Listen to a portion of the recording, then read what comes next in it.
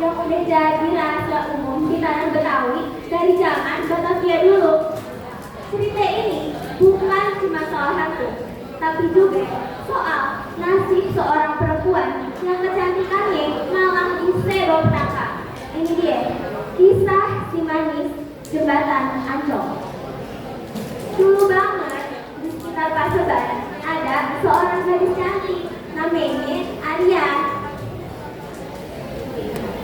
Si Arya ini, panasnya jangan ditanya, manis gue aneh.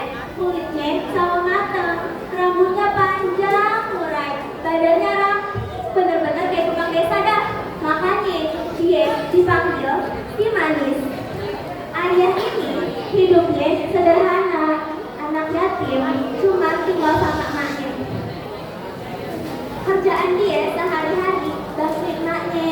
Kadang dia sampai jualan telur ayam, keliling dari kampung ke kampung sampai ke daerah Sunter sono yang dulu masih banyak sawah sampai hutan.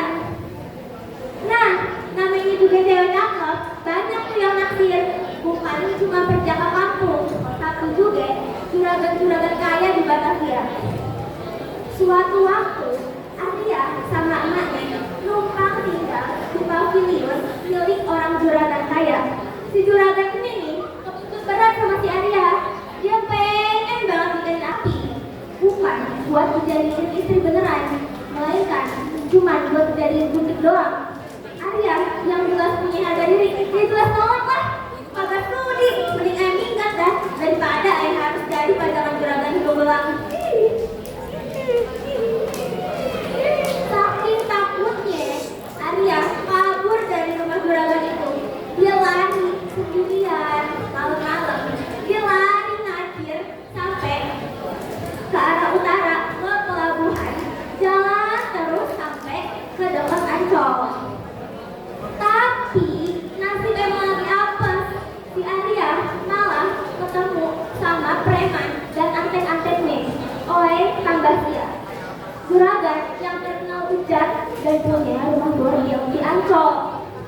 Melihat Arya yang takutnya bukan main, langsung dah tuh mata si preman hijau. Dia mengejar Arya lari sekencang-kencangnya sampai ke sebuah jembatan yang menghubungin daratan Ancol. Di jembatan itulah Arya terjebak. Dia udah melawan mati-matian, tapi namanya juga perempuan sendirian ngadepin laki brengsek, dia jelas kalah lah. Nah, disitulah Arya dibunuh secara kejam. Dia dibunuh di situ, terus mayatnya dibuang gitu aja di kolong jembatan. Samalah riwayat Arya, si manis dari Paseban, di jembatan yang sekarang kita kenal sebagai jembatan Ancol. Sejak rilis, banyak cerita bisnis yang nyebar. Konon katanya arwah si Arya ini kagak tenang. Dia sering banget nunjukin diri dia sebagai perempuan cantik berbaju merah, rambut panjang.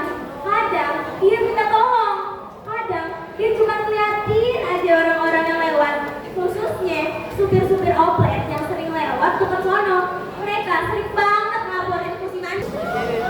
Katanya si manis ini nih agak tenang, dia pengen nyari keadilan. Dia bukan hantu yang jahat, dia cuma pengen nyari keadilan. Dia cuma